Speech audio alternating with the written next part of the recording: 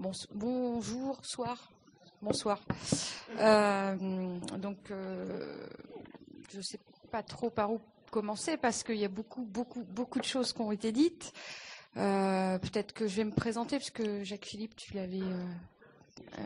t'as fait un peu de teasing. En l'occurrence, je suis élue à la région Île-de-France depuis 2004, donc je suis dans mon deuxième mandat. J'ai eu l'honneur et l'avantage d'être désignée pour présider la commission culture depuis l'année dernière, ce que je fais avec plaisir. Je voulais vous dire un peu d'où je venais avant parce que c'est pas ça a un sens par rapport au débat qu'on a ici ce soir.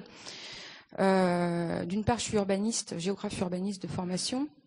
D'autre part, dès 1990, j'ai participé avec beaucoup d'autres à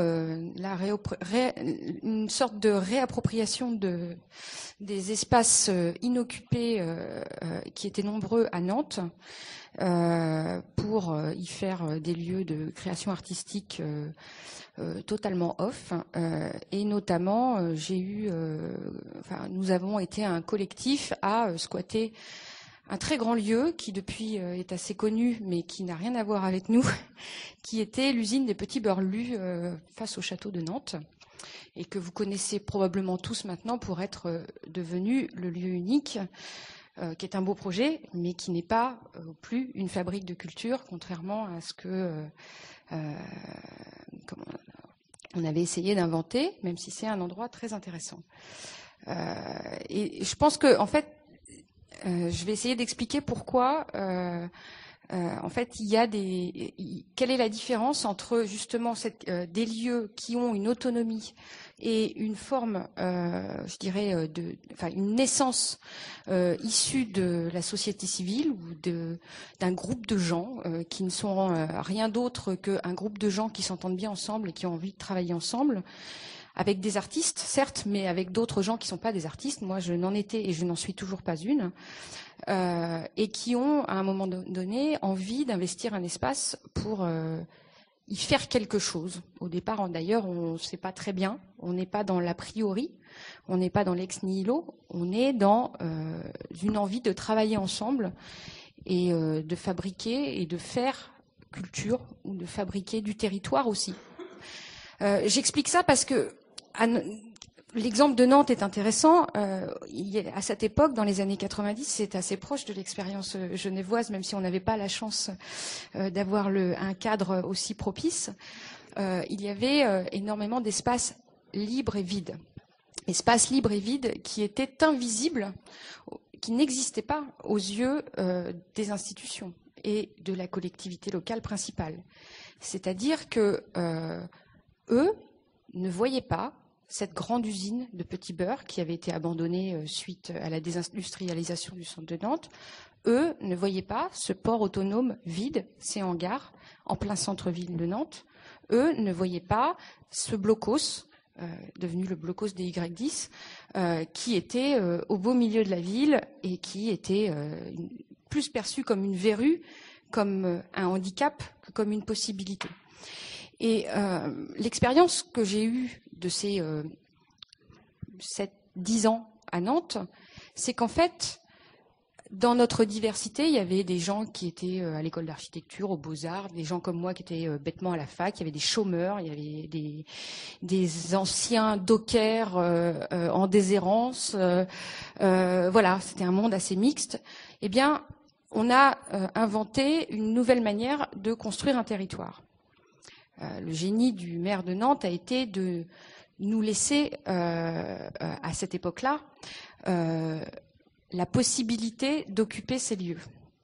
Mais ça n'a été malheureusement que très provisoire parce que, comme en Île-de-France, vous le savez, les centres-villes sont des endroits qui prennent énormément de valeur et qui ont pris énormément de valeur au cours de la fin des années 90 et des années 2000, et que tout ce foncier disponible que nous avions rendu visible est devenu intéressant pour faire autre chose, d'une part, et d'autre part, ces actions ou ces créations de lieux culturels, qui étaient devenus des lieux culturels, eh bien, la collectivité a pensé à raison ou à tort, je me garderai bien de donner un avis définitif là-dessus, mais en tous les cas à penser clairement, écoutez, c'est très bien, vous nous avez permis de voir ces lieux que nous n'avions pas vus, mais maintenant vous allez laisser aux gens sérieux la capacité et la possibilité de reprendre ces lieux pour en faire des espaces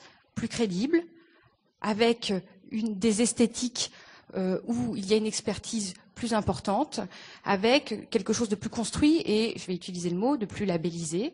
Et en fait, on était passé, alors j'ai utilisé des mots anglais, excusez-moi, mais c'est la manière la plus simple que j'ai de le dire, de ce qu'on dit être du bottom-up, c'est-à-dire de la base, on arrive vers les niveaux de soutien institutionnel, et ça s'est transformé en du top-down, c'est-à-dire que la ville de Nantes a repris peu à peu la main sur un certain nombre de lieux, souvent avec succès, mais parfois sans succès, en disant « nous, c'est ça qu'on veut, merci d'avoir participé, merci de nous avoir montré les choses, et maintenant, allez voir ailleurs, s'il vous plaît ».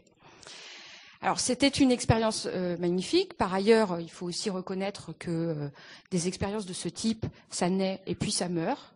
Des gens se rassemblent et puis se dispersent. Et c'était aussi une période particulière. Maintenant, quand on revient à la question francilienne, quand je suis arrivée en Île-de-France, j'ai découvert un territoire qui était beaucoup plus contraint, de plein de manières différentes. Beaucoup plus contraint, d'une part parce qu'il y a un territoire et un foncier extrêmement dense et qui a énormément de valeur et qui est dans une forme de concurrence. Et d'autre part, l'autre contrainte, c'est que l'Île-de-France, au milieu de l'Île-de-France, il y a un truc, ça s'appelle Paris, capitale, qui rayonne à travers le monde, capitale ville-lumière, qui concentre un grand nombre d'institutions culturelles extrêmement renommées et aussi extrêmement lourdes et souvent élitistes. Et donc, j'ai été extrêmement surprise en arrivant à Paris de voir la difficulté qu'avaient les projets intermédiaires, alternatifs, les initiatives issues de la société civile d'émerger parce qu'elles étaient dans cette espèce de double contrainte et d'un territoire extrêmement difficile à occuper et d'autre part d'un territoire intellectuel, esthétique aussi difficile à occuper puisqu'il était mangé par les grandes institutions culturelles.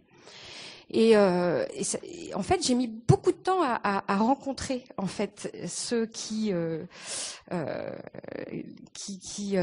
quand même, avec courage, s'étaient engagés pour proposer des alternatives différentes. Non seulement j'ai mis beaucoup de temps à les rencontrer, mais je me suis rendu compte en tant qu'élue dès 2004 qu'ils étaient peu ou pas reconnus par le Conseil régional, l'institution que je connais le mieux. Et donc, l'idée, c'est vrai, au moment des élections régionales, quand on a commencé à réfléchir sur ce qui pouvait faire sens dans les choses qu'on avait envie de défendre, c'était effectivement de fabriquer, enfin d'inventer un dispositif qui puisse soutenir des initiatives locales qui font culture. Et quand je dis qui font culture, je fais attention à ça parce que ce ne sont pas forcément des artistes ou uniquement des artistes qui sont dans ces initiatives locales. Et c'est peut-être pour ça d'ailleurs que c'est ça qui fait culture. C'est qu'il y a une capacité de ces groupes de personnes, de cette société civile à dialoguer entre différentes préoccupations, où la pratique amateur n'est pas dévalorisée, mais où l'exigence esthétique est aussi extrêmement forte, où on a envie, ce sont aussi des lieux où on a envie de partager ses compétences, où la notion de compagnonnage n'est plus ringarde, c'est-à-dire qu'on se dit que si j'ai des compétences et si je peux les faire partager ou permettre à quelqu'un d'apprendre à mes côtés, eh bien oui, je vais le faire. Et en fait, c'est vraiment cet objet-là.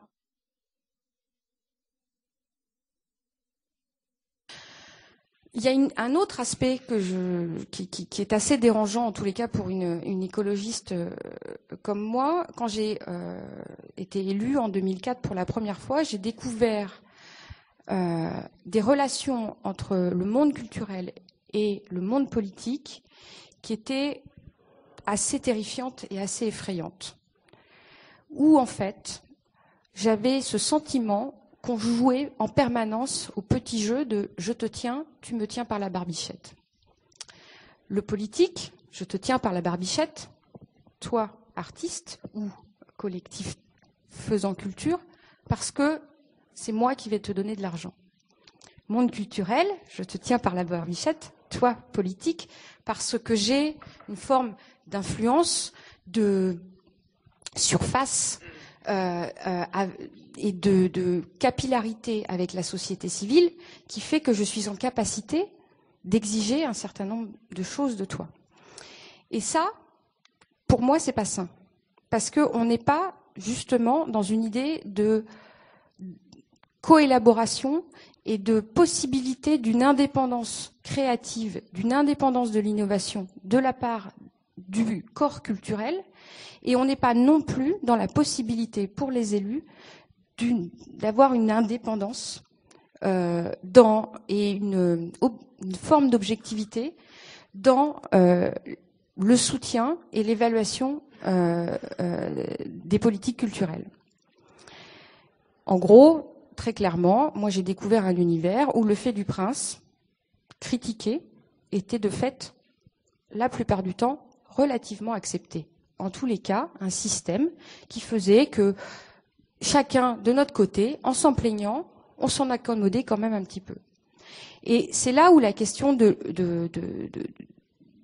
la notion d'autonomie, la notion de fonctionnement horizontal, le fait que on accepte la singularité et le polymorphisme que peuvent avoir les fabriques est important. C'est-à-dire que ça permet de remettre